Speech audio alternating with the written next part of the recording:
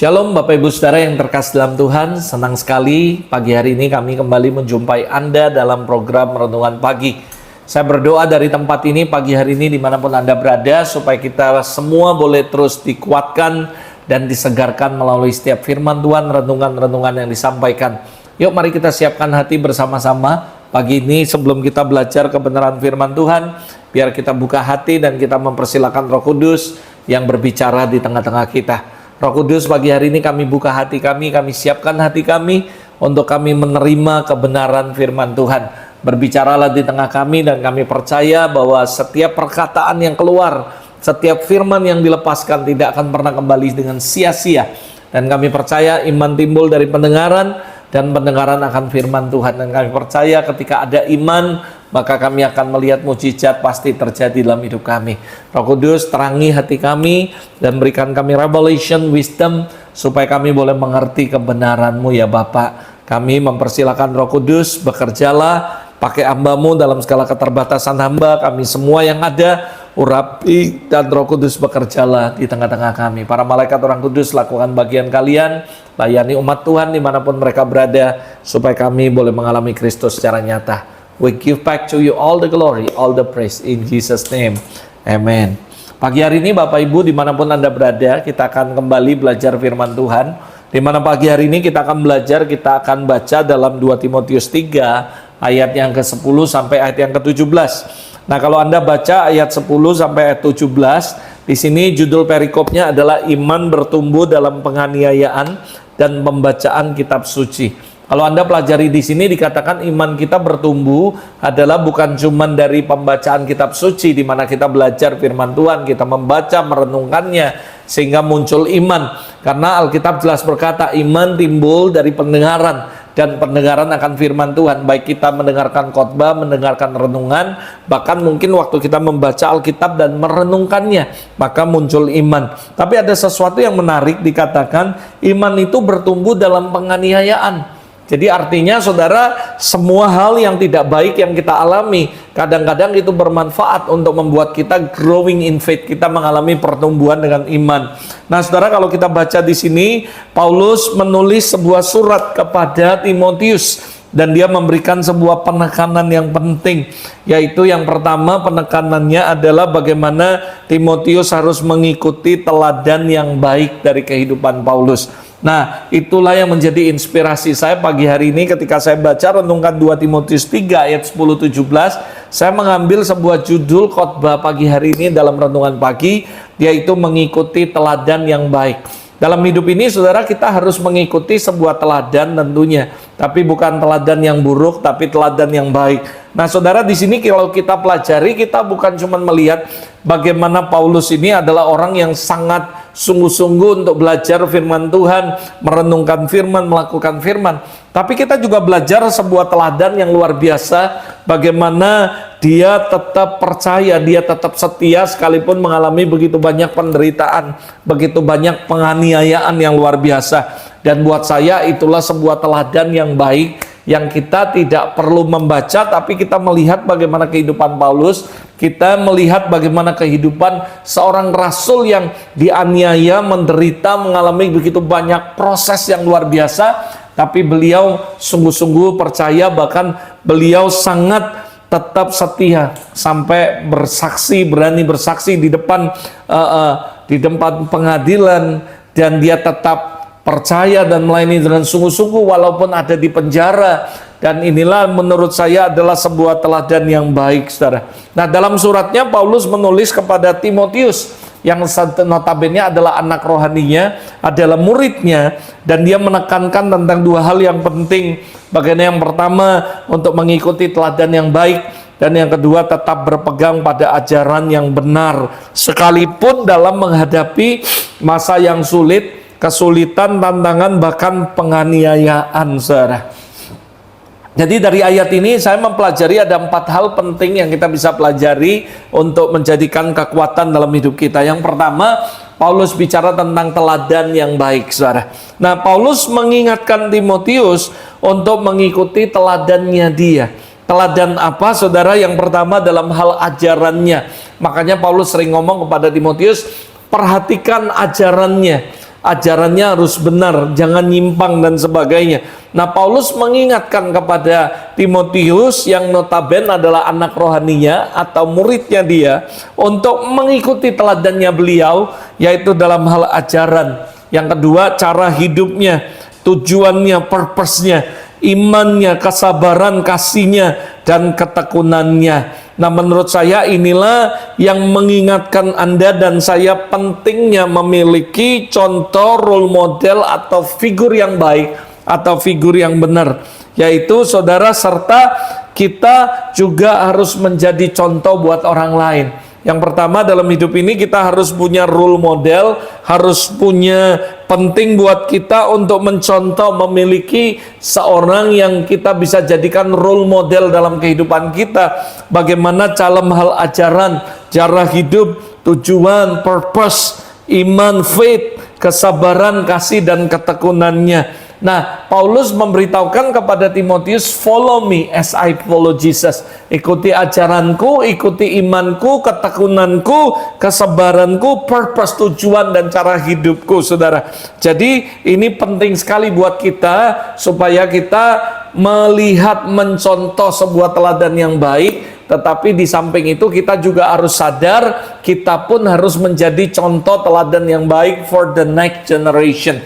Jadi satu sisi kita mencontoh sesuatu teladan yang baik, dan satu sisi kita menyadari suatu hari kelak orang pun harus mencontoh kehidupan teladan yang baik dari kita. Atau kita mencontoh seseorang, tapi kita juga harus menjadi contoh bagi seseorang atau the next generation, saudara. Nah, ini penting sekali. Sikap hati ini kita harus miliki, bahwa dalam hidup ini kita punya role model yang jelas, kita punya prototipe yang jelas. Kita bukan cuma dengar khotbahnya, tapi kita mengikuti teladan hidupnya, cara hidupnya, imannya dia, purpose-nya dia, lalu kesabarannya dia, ketekunannya dia.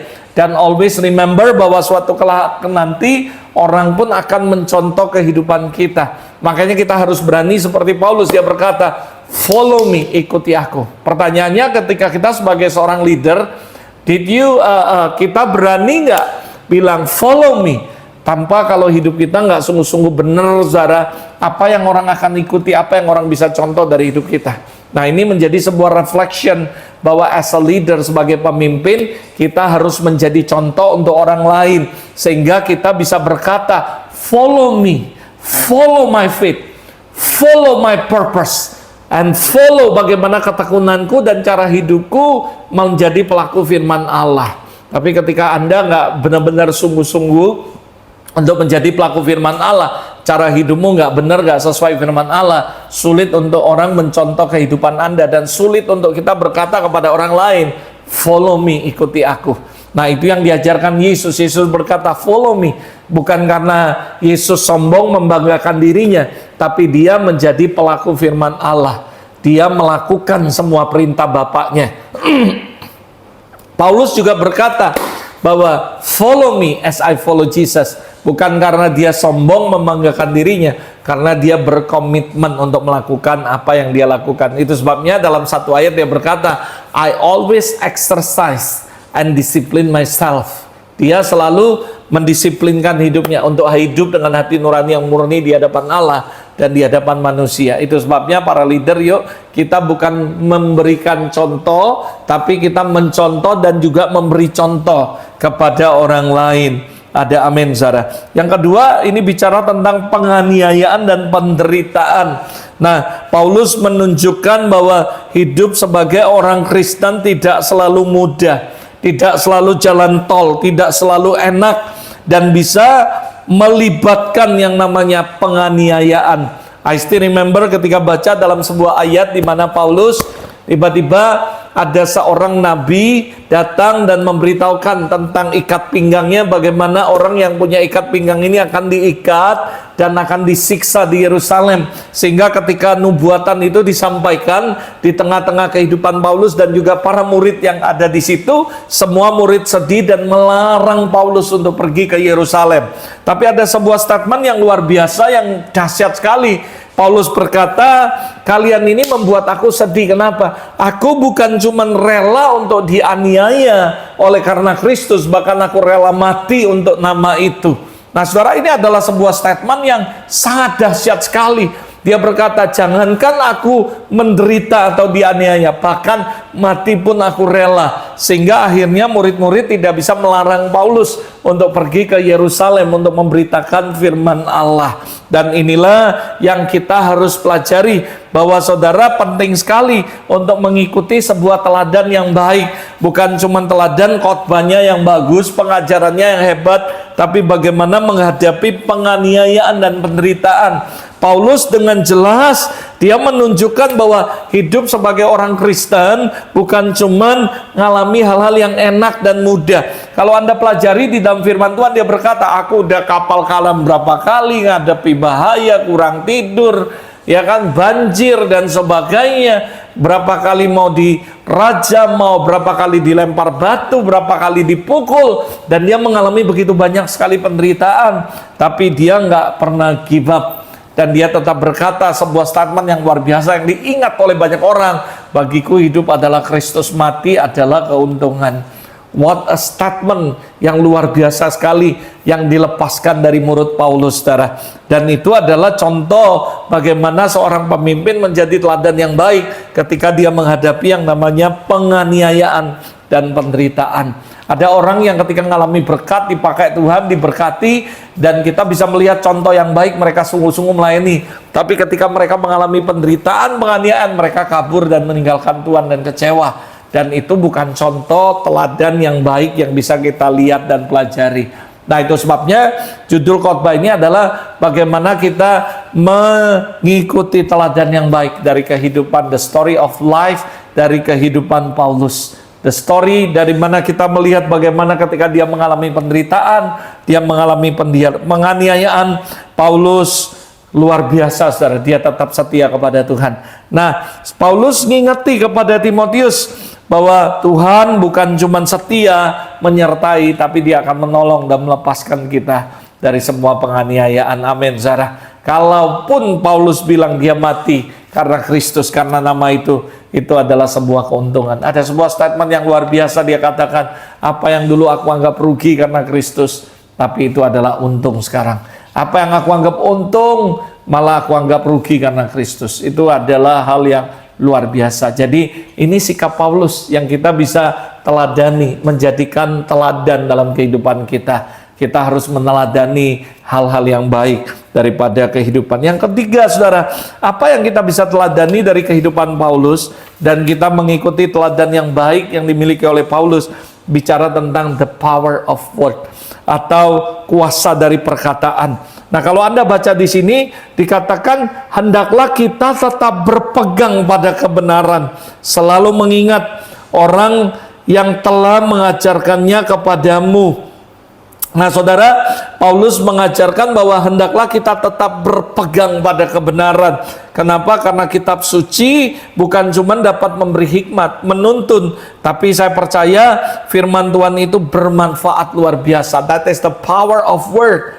Paulus menegaskan kepada Timotius untuk tetap berpegang pada kebenaran itu, berpegang pada firman itu, karena ada kuasa, ada the power of word, ada kuasa yang dahsyat. Paulus percaya bahwa firman Tuhan itu bermanfaat untuk mengajar, menyatakan kesalahan, memperbaiki kelakuan, mendidik orang dalam kebenaran, saudara. That is the power of word. Jadi Paulus tidak pernah menganggap itu cuma logos, itu cuma firman tertulis, tapi itu bermanfaat untuk mengajar, bermanfaat untuk menyatakan kesalahan, bermanfaat untuk memperbaiki kelakuan, dan mendidik orang dalam kebenaran. Dan dia menegaskan kepada Timotius untuk tetap berpegang pada kebenaran itu, saudara. That is the power of word. Jadi Paulus dalam hidupnya benar-benar berpegang, bergantung sepenuhnya kepada firman Allah. Karena dia percaya firman Allah itu berkuasa dan bisa mengubah kehidupan kita dan membimbing kita kepada kebenaran, saudara. Yang terakhir, yang keempat, bagaimana Paulus juga mengajarkan kepada kita, Timotius, dan kita harus mencontohi, saudara, bagaimana meneladani hal yang baik yang dihadapi, yaitu bagaimana dia mengajarkan untuk kita semua mengerti bahwa kita diperlengkapi untuk berbuat baik, saudara. Manusia kepunyaan Allah itu diperlengkapi semuanya untuk setiap perbuatan baik. Jadi kita harus terus senantiasa berbuat baik kepada semua orang. Paulus tidak cuma mengajarkan tentang teologi, tentang firman Tuhan yang berkuasa, tapi dia berkata bahwa manusia kepunyaan Allah adalah diperlengkapi untuk apa? Untuk setiap perbuatan yang baik, saudara. Jadi Paulus juga mengingatkan untuk mereka percaya bahwa firman Tuhan itu berkuasa untuk mengubahkan, mengajarkan, memperbaiki, dan sebagainya. Tapi dia juga mengasih tahu bahwa kita semua manusia kepunyaan Allah diperlengkapi untuk berbuat baik. Nah, inilah yang menurut saya adalah sebuah teladan yang baik yang kita bisa ikuti dari kehidupan Paulus. Dan saya berdoa supaya pagi hari ini melalui 4 poin ini kita bisa mengikuti sebuah teladan yang diberikan kepada Paulus, baik kepada Timotius maupun kepada kita semua, supaya kita bisa melakukannya. Jadi sekali lagi saya berdoa dan menyadarkan setiap kita semua bahwa kita manusia Allah dan kita diperlengkapi untuk berbuat baik. Berbuat baiklah kepada banyak orang. Berbuat baiklah senantiasa dimanapun kamu berada. Tuhan Yesus memberkati. Bapak, terima kasih, kami mengucap syukur untuk firman-Mu pagi hari ini. Melalui renungan pagi ini, biarlah firman ini jadi kekuatan bagi kehidupan kami. Diberi kemampuan, diberi hikmat untuk kami bukan cuma mendengar, tapi menjadi pelaku akan firman-Mu, ya Bapak. Terima kasih, terpujilah nama-Mu. Kami semua mengucap syukur untuk firman-Mu yang luar biasa pagi hari ini. Biar kami juga bisa menjadikan ini sebuah teladan yang baik untuk kami lakukan dalam seluruh kehidupan kami. Lord, I bless all your people, dimanapun mereka berada, apapun yang mereka kerjakan, biar Tuhan Kau ada dan nyata dalam hidup mereka. Biar hari ini kami juga meneladani kehidupan Yesus sendiri, meneladani kehidupan Paulus, meneladani kehidupan para pemimpin yang hidupnya sesuai dengan firman Allah, cara hidupnya semuanya. Dan kami juga menyadari suatu hari kelak kami juga harus menjadi contoh teladan bagi orang lain dalam semua hal, ya Bapak. Terima kasih, mampukan kami and bless all your people. Aku memberkati setiap umat-Mu. Sebentar mereka akan melakukan pekerjaan mereka akan bekerja, mereka akan sekolah, melakukan aktivitas. Tuhan ada dan nyata dalam hidup mereka. Bless them, Lord. Bless their family, ministry, work, dan dalam semua aspek hidup mereka. In Jesus' name, amen, amen. Tuhan Yesus memberkati. Saya berdoa dari tempat ini dimanapun Anda berada, supaya kita terus dikuatkan melalui kebenaran-kebenaran firman Allah. Terus jadi pelaku firman, terus berbuat baik. Tuhan Yesus memberkati. See you next week dalam program Renungan Pagi berikutnya. God bless you.